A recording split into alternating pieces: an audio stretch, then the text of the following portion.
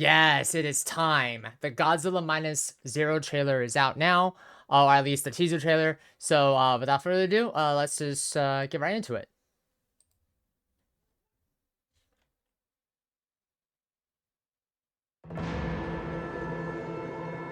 If their operation fails, maybe we'll finally get to use it.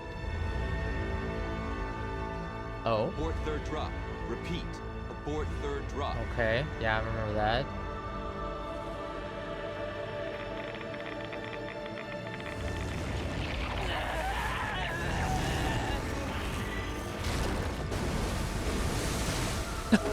There he is!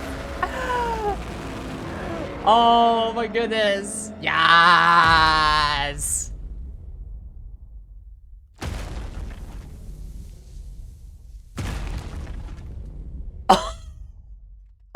That's in November. Fuck.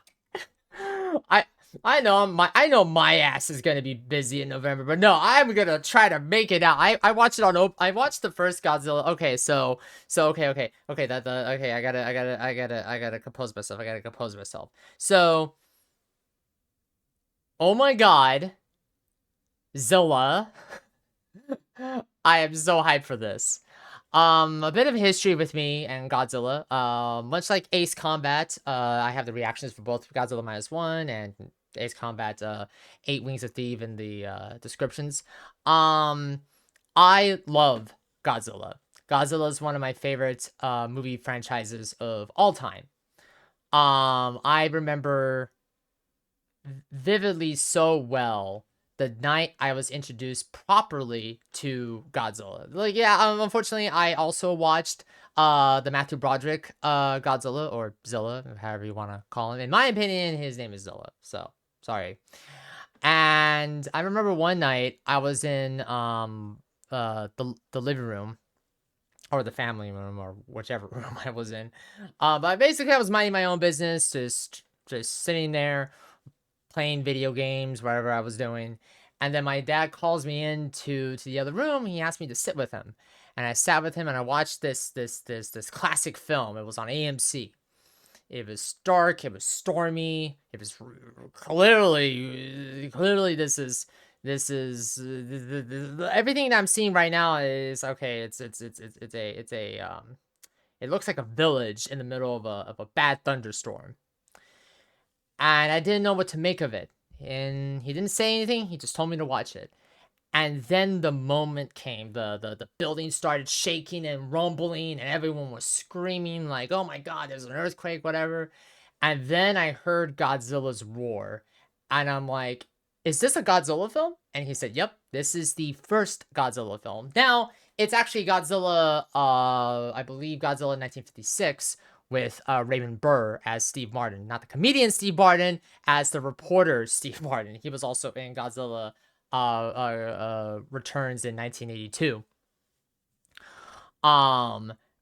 And that film was just incredible to watch because of how terrifying it was and how emotional impacting it was. Like, I was just so blown away by the cinematography, the lighting, even though this was the 1956 version, with Raymond Burr commentating what's happening.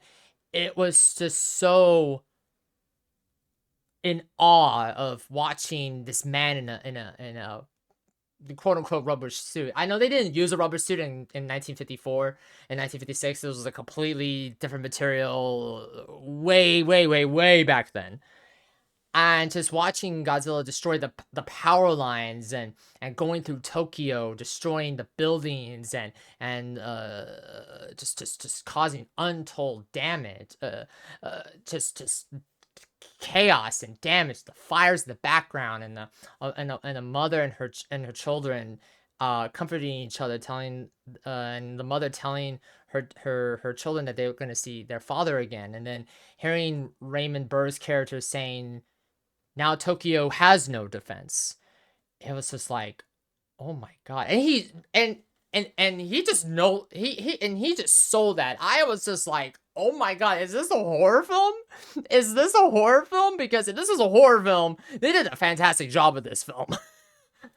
And I just fell in love with Godzilla that night. And anytime when Godzilla came on television, whether it be Godzilla vs. Mothra, Godzilla vs. King Ghidorah, Godzilla vs. Space Godzilla, Mecha Godzilla, anytime when Godzilla was around, my dad would always call me in, and we would both sit down and watch Godzilla fighting another monster or destroying Tokyo.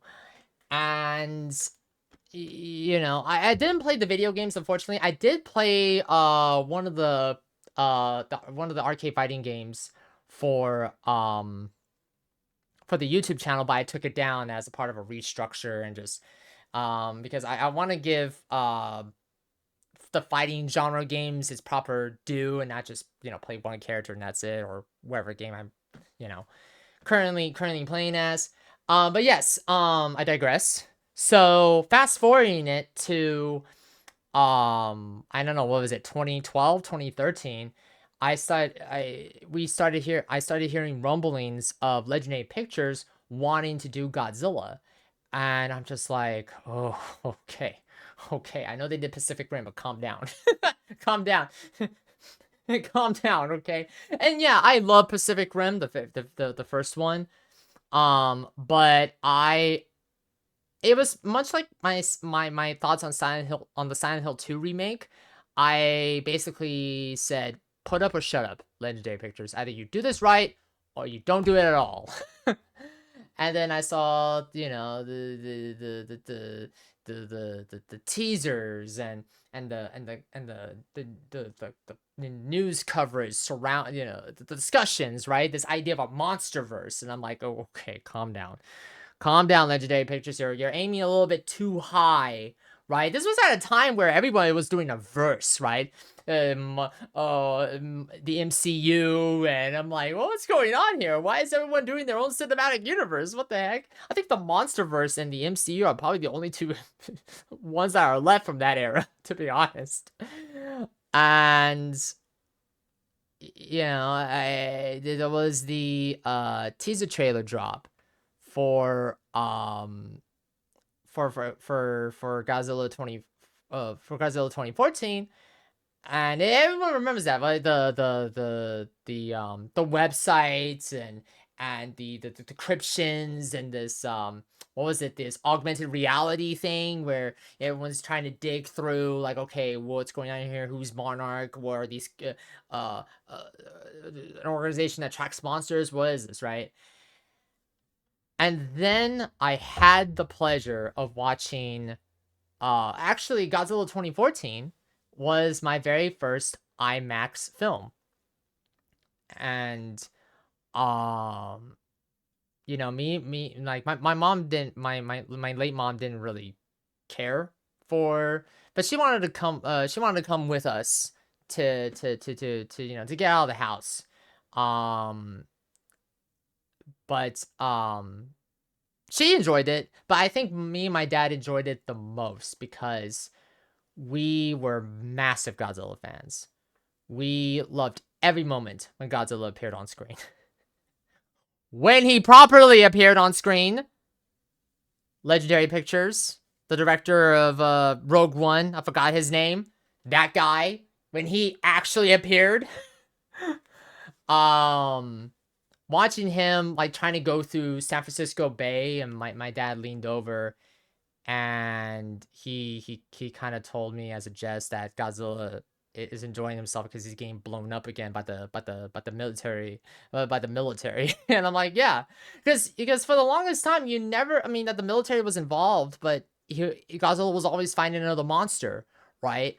So seeing Godzilla, why he's fighting other monsters, getting attacked by the military either way, it was just so awesome, so cool. Like, I still remember, like, the final fight of 2014, where, you know, me and my dad were wondering, hey, you know, Godzilla did all the Godzilla things except for his atomic breath, and the moment me and my dad said that, he like tapped my shoulder real quick, and he pointed at the screen, at the IMAX screen, and he told me, and we saw it, the his tail lighting up and the atomic breath firing off, and I'm like, if I was at my house, I would have lost my shit because that was fucking awesome. And yeah, Godzilla was back, and we would track box office for Godzilla 2014, and I believe Godzilla held strong for a while too. And then you hear Toho, right, wanting to do Godzilla again, and Shin Godzilla, which I watched. I have to watch Shin Godzilla so many times before I can get my opinions out there. I can't properly talk about it without really giving it like its proper flowers by really watching and analyzing every bit of the film.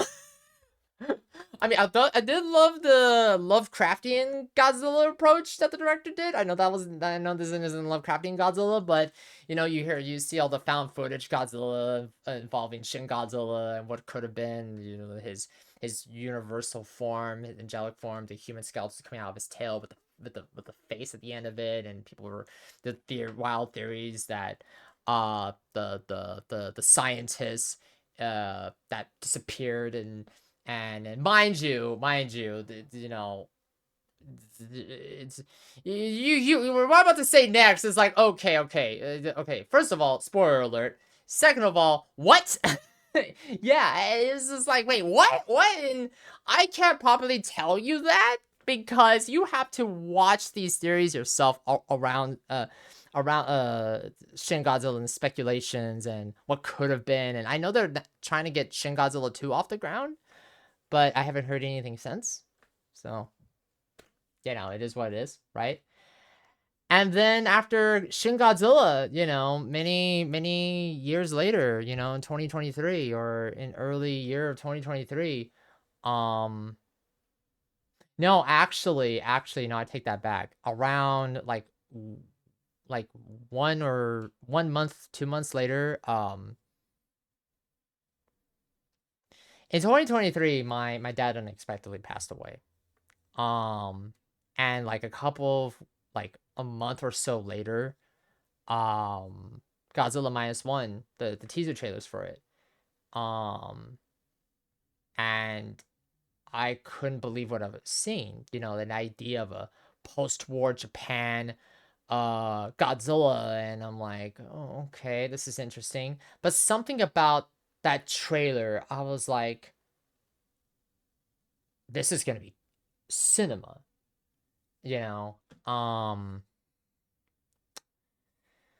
and I was so very fortunate to not be working opening weekend of Godzilla Minus One, and I remember getting a ticket for that film for IMAX, and the whole theater was packed, and I loved every minute of Godzilla Minus One. There were times where I was just so emotional because I remember the times with my late father. Again, my father wasn't the greatest person in the world, but he would have loved Godzilla Minus One.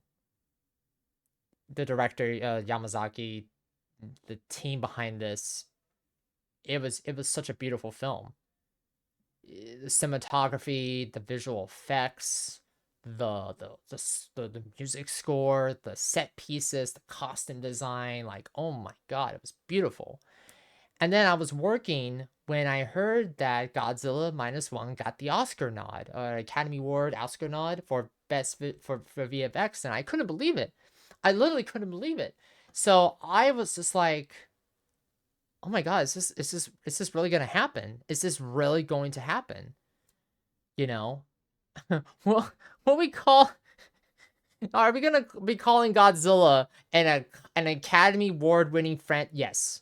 The answer was yes, because I remember I was on lunch break and I quickly scrolled through social media just to see who won best visual effects, and there it was, Godzilla Minus One.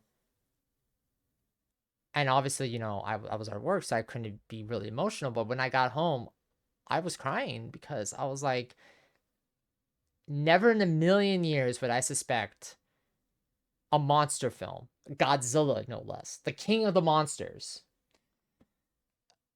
would be in an Academy Award winning franchise. And yeah, I would have really loved to seen it as a nod for Best Picture of that year. I would have to watch every other film that year to give my opinion on that, just to see, okay, can Godzilla really stack up against the other contenders? But the simple fact that it won visual effects, and to see so many people discovering Godzilla for the very first time and talking about the franchise for the very first time, and just all the things, right? From the massive massive figure collection, to the Godzilla stores, to you know, the many music videos and parodies and nods and video games and all these things, right? To see so many people talking about it, to talking about, you know, the big guy, Godzilla. It was so beautiful. It was absolutely beautiful to see. And I'm so glad that Toho never gave up on, they could have. They almost did give up Godzilla, but I'm glad that Toho didn't. I'm glad that Toho didn't. And I'm glad that Godzilla is thriving in you know, and just kicking ass and taking names both in the MonsterVerse. Now they have Godzilla there has his own television show, and you know, there's the Godzilla Kong Supernova film, right? And then we have Godzilla Toho, Godzilla Minus Zero, which you know,